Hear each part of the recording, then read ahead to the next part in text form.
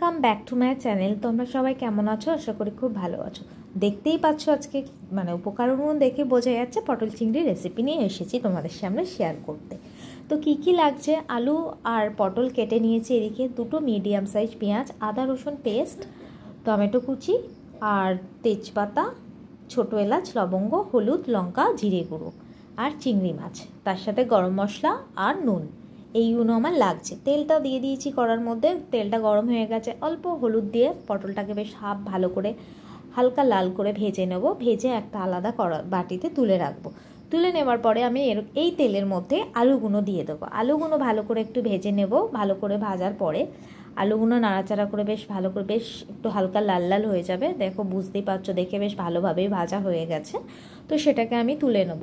তুলে নেওয়ার পরে আমি এই তেলের মধ্যেই চিংড়ি মাছটাকে হালকাভাবে ভেজে নেবো। বেশি ভাজলে চিংড়ি মাছের টেস্টটা নষ্ট হয়ে যায়, কেন শক্ত হয়ে যায়, সফট থাকে না। তো আমি চিংড়ি মাছটাকে ভেজে নিলাম। অল্প কড়ার মধ্যে তেল দিয়ে তেজপাতা, ছোটো এলাচ, লবঙ্গ, ডালচিনি দিয়ে দিলাম, একটু চিনি দিলাম কালারটার জন্য। এবার আমি পেঁয়াজ কুচিগুলো দিয়ে দেবো। পেঁয়াজ কুচিটা বেশ ভালো করে, পেঁয়াজটা বেশ হাফ আমার ভাজা হয়ে গেল। টমেটোটা দিয়ে দিলাম আর তার সাথে নুনটাও দিয়ে দিলাম। নুনটা অ্যাড করলাম তার কারণ টমেটোটা তাড়াতাড়ি গলে যাবে। তো গলে যাওয়ার ফলে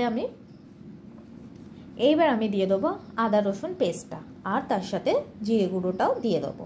তো দিয়ে ভালো করে আমি মশলাটাকে নেড়ে নেবো। ভালো করে নেড়ে নেওয়ার পরে আমি হলুদ গুঁড়ো এগুলো দিয়ে দিলাম, দিয়ে লঙ্কা গুঁড়ো দিয়ে ভালো করে মশলাটাকে কষে নিলাম।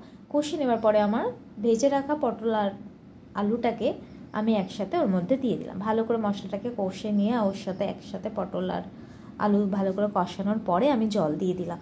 আমি হাই ফ্লেমে ছিল, যেই ফুটে গেল কমিয়ে দিয়ে ঢাকা দিয়ে দিয়েছি। 7-8 মিনিট দেখলাম আলুটা সেদ্ধ হয়ে গেছে, কেন আমার আগেই ভালোভাবে ভাজা ছিল, যেহেতু সেদ্ধ হতে অত টাইম লাগে না। এবার চিংড়ি মাছটা দিয়ে আমি গরম মশলা একটু ফুটিয়ে নেবো 2-1 মিনিট, দিয়ে গরম মশলার সাথে ঘি দিয়ে সার্ভ করার জন্য রেডি। এই রেসিপিটা যদি তোমাদের ভালো লাগে অবশ্যই কমেন্ট করে আমাকে জানিও, আর আমার চ্যানেলটাকে পারলে সাবস্ক্রাইব করে দিও প্লিজ। Tata, bye bye. সবাই তোমরা ভালো থেকো, সুস্থ থেকো।